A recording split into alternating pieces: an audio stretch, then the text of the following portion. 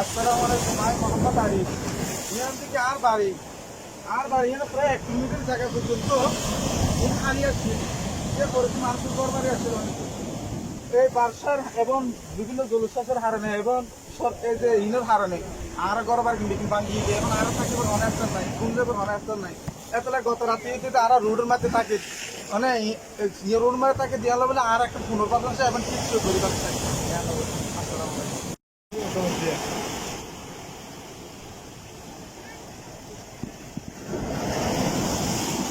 ও আল্লাহ আল্লাহ অবস্থা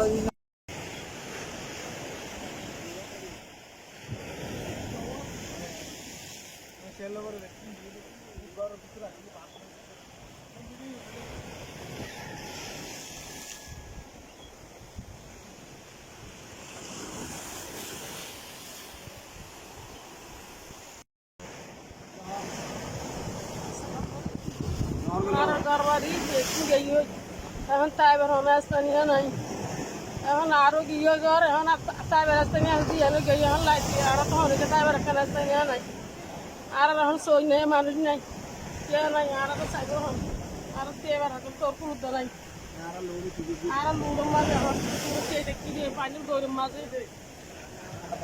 মাঝে বাসিতে আর এখন স্থানীয় হল মিথ্যা পুরা পুরা ঘর বাড়ি ভেঙে গিয়ে আর তো অনেক কিছু নাই এবার স্থানীয় নাই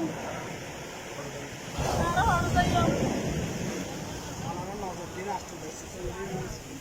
আর হড় যাই আর এবার স্থানীয় নাই ঘর বাড়ি ভেঙে গিয়ে করে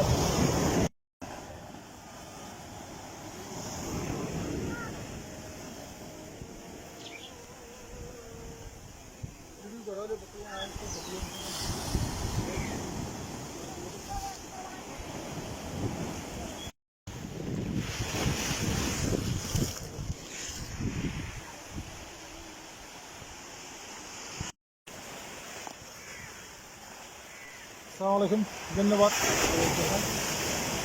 আসলে আমি বর্তমানে ফেরারদের জেলাপাড়ার অবস্থান করি।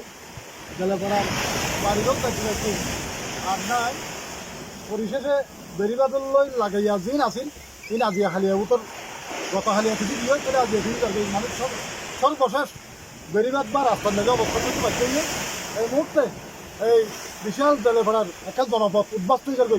এই উদ্বাস্তু হল পুনর্বাসন এবং টেকসই বেরিবাদের দাবি জানার এলাকাবাসী তাদের সাথে আইনও সহমত পোষণ করিয়ে নেয়। আইনও সংশ্লিষ্ট মন্ত্রণালয়, স্থানীয় উন্নয়ন বোর্ড এবং আর মহান জাতীয় সংসদের মাননীয় সংসদ সদস্য আলহাজ আলমগীর মোহাম্মদ মহকুল্লাপুরকে দৃষ্টি আকর্ষণ করি অচিরেই যাতে এই উদ্বাস্ত আর মাতার বাড়ি ফেরতদের বৃহত্তর একটা ফেরতদের বাহিরপাড়া জেলেপাড়া এবং শেখপাড়া আপু হস্তক্ষেপ গরিবের লাভে আমি অনুরোধ জানাচ্ছি। আসসালামু আলাইকুম।